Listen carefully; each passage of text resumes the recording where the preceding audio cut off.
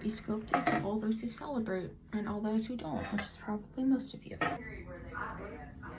It was true. And I was like, what are you talking about? How will I ever live without it?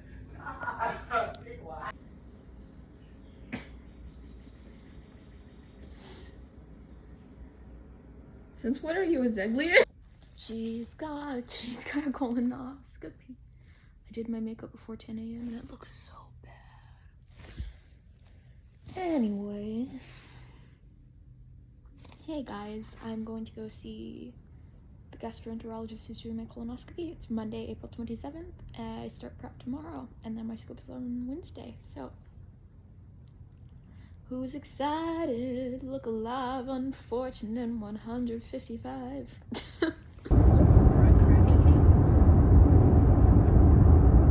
So we had to submit a poem, and I decided to do a song that I had written called I Ruin Pretty Things. You guys might remember this. And then I had to record myself reading it, which, even though it was intended to be a song, was kind of the most I'd gotten to act. It wasn't really acting because I wrote it, but you know, the most I'd gotten to record in months. And that was really, really nice to be able to do that. It's Monday evening. I have my pimple patches on. Anyways, tomorrow I start scope prep. I sound more excited about that than I should be, but the truth is, when you've gotten them multiple times a year since the age of 10, it's more just something that you go, all right, let's do it. Even though I don't get hungry post-procedure, I'm supposed to eat food anyways, of course, because, you know, you've been fasting for a while.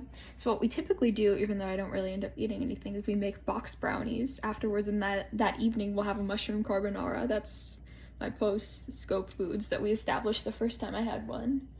And that's a big deal now, even though I don't eat a lot post-prep. Sorry, why do I keep saying post-prep? Post-procedure. When you're doing prep, you're on clear liquids, obviously. I do think the first time you do scope prep, not procedure, the prep for, you know, the drinking the fluid and taking the pills and the clear liquids, you might get hungry just on the clear liquids, but the secret to not getting hungry is to trick your body into thinking you're eating something, and you do that by making sure you have a lot of popsicles and Italian ice, because those have, you know, a taste like you're eating something as opposed to just drinking plain clear liquids. And they're still clear liquids as well, but your body thinks you're eating something. And that ends up working really well, which is pretty cool. That's the secret, coming from a girl who's had maybe 20 colonoscopies in her life and will have had at least 500, probably more, by the time she's, you know, she passes away. Wow, Selby, you just turn things dark very quickly. Anyways, yeah, I'll walk you through the prep. I'll show me drinking the fluid. I'm not going to show what the liquid does to me. You can probably guess what the laxatives do. I'm going to leave that up to you. But yeah, when you've had enough colonoscopies, it's also easier to just drink all the liquid. First few times you have them, I would not recommend drinking the liquid solution quickly. I'd recommend, you know, pacing it out throughout the whole time. But once you've had them enough times, you just chug it all. And it works out okay. So yeah, colonoscopy. Also, if you guys don't know, and I know this is kind of gross, I've always had earwax problems. And the other day, I went to the doctor because the at-home stuff wasn't working. And they flushed my ear out. And they were able to flush this ear out completely, but this ear, the eardrum, the wax had adhered to the eardrum. And they were able to get some of it off, but not that part off, because my ear had started bleeding from all the, you know, wax removal. And it's still stuck to my eardrum, which means it's gonna hurt a lot. And I have a headache from it. I inherited my grandpa's waxed ears. You would not think that it would hurt, but it genuinely feels like having an ear infection. It is not it. Let's get scoping. I wish I had more to update you guys on. The time while you're waiting, you know, to start prepping to get a scope is always so frustrating, because you're like, let's get straight into it. Let's dive in. I was the first person in my family to actually get a colonoscopy. My dad has been putting it off for like 10 years because they changed it. It was supposed to be you get one at 50, but then at around 55 they changed it to 40. So he's almost 60 now, and he still has not had his first scope. My mom has had one. I get them a minimum of 2 times a year just because inflammatory bowel disease patients eventually get colon cancer if they don't get a colectomy in time. I'm getting my colectomy at 17. So I have 2 more years with my intestine. Those 2 years could not come fast enough because this intestine is not a good intestine. It's killing itself. One question I get asked fairly frequently is, why don't I just get a transplant? And the answer is because ulcerative colitis is a disease where you have some foreign trigger. Could be disease, like could be a stomach bug, could be a food that doesn't agree with you. Your immune system does what it's supposed to do, which is it eliminates the threat in your body, whatever the threat is, but then it works too well and the threat is gone, so it turns to the next available thing to attack, which is the intestine itself. And so even if I got someone else's intestine, my body would start attacking that intestine as well because my immune system works too well. And people with inflammatory bowel disease, Crohn's or UC, our bodies don't know. We can't tell the difference between a genuine threat, like an infection or something, and our actual intestines. Our bodies are unable to distinguish between the difference. So if I got someone else's intestine, I would just ruin their intestine too. But yeah, ulcerative colitis does cause colon cancer over time, which is why we're supposed to get our intestines out before the age of 30, or we have a 100% chance of getting colon cancer, which is why most adults with IBD have had surgery. There are some with really, really mild cases who don't have to get surgery, but I have refractory pancolitis, which is when the colitis is in the entirety of the large intestine, so that's not an option for me. So the option for me would be to get a colectomy and then to get a J-PAL. Happy Scope Day to all those who celebrate and all those who don't, which is probably most of you. Wash my hands. And I'm going to do some skincare because even though I'm going to be drinking steps, it's important I feel as comfortable as possible.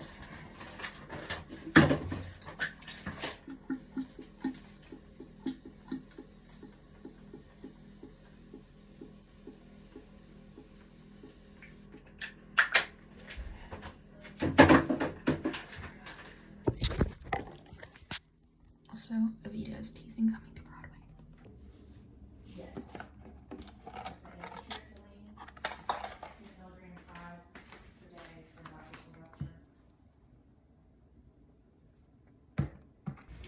Alright, we got it. We're gonna drink all of this. We're gonna wash the pills down.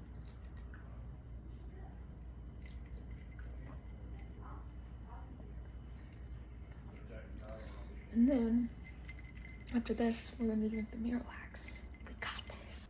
I'm drinking some champagne. Whatever you need to tell yourself.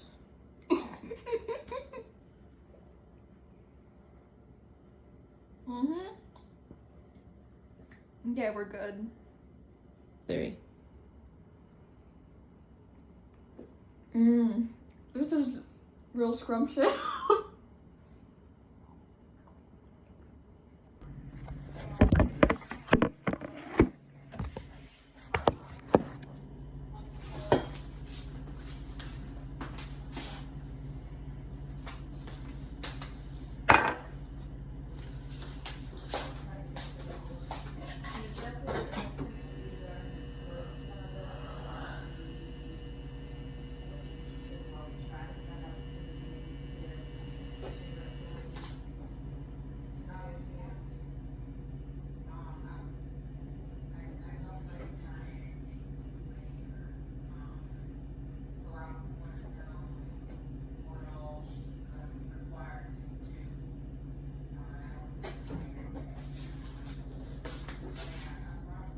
Second to last glass. Alright, now we've moved on to this one.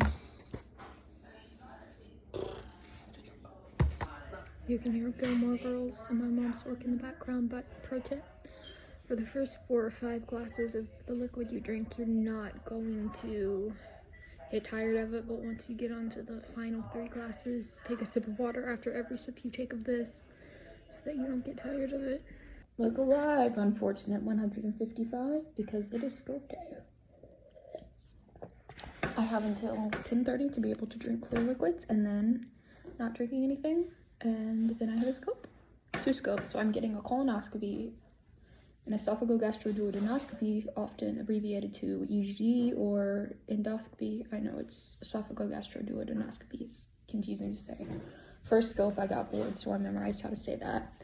Then I have a pill cam, which is basically just a pill that looks like a little bug that takes photos of where the doctor can't reach during the scope, because the scope, they can go the first inch from the endoscopy of the small intestine and then the first bottom inch of the small intestine from the colonoscopy, but they can't go all the way through the small intestine, so they're doing that. They're doing disaccharide testing, which is when they'll take the biopsies that they get. They always take biopsies and expose them to different types of sugar, lactose, fructose, etc. to see how I react. And then I've got, what else are they doing? Endoscopy, colonoscopy, Disaccharide, pill cam. Disaccharide testing. Yeah, and just plain biopsies. Yeah. I remembered it all! Guys! I'm special!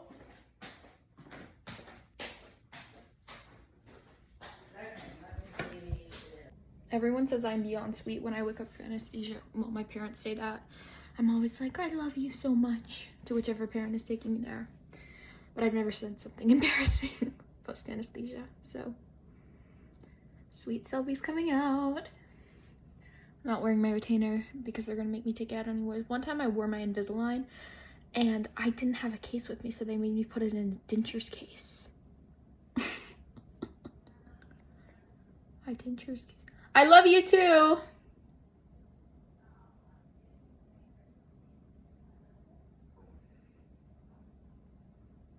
I still cannot hear out of this ear because the wax is stuck to my eardrum.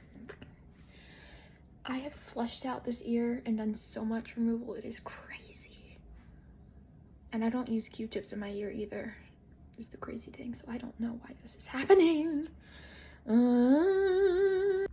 We're here in the bathroom at the hospital. Still Wednesday, April 29th. That was my first time having an IV in my hand. I typically get them at the crook of my elbow. Anyways, got out of the procedure like 20 minutes ago, riding in the car home.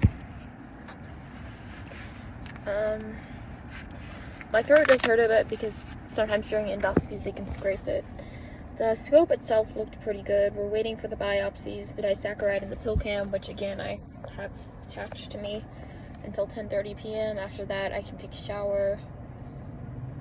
Yeah, this is a massive thing that takes photos of my pill cam. Anyways, who knows where I'm going to. I think I just need to learn to be okay with the uncertainty of the next steps and figuring things out, because right about now everyone is really, really confused. I'm really, really confused. It sucks not knowing what's happening in your own body. It's really, really hard. Really, really confusing. I can't eat food until tomorrow.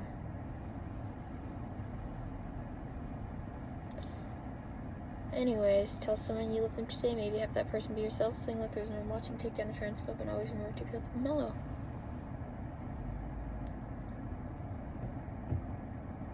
I love you guys.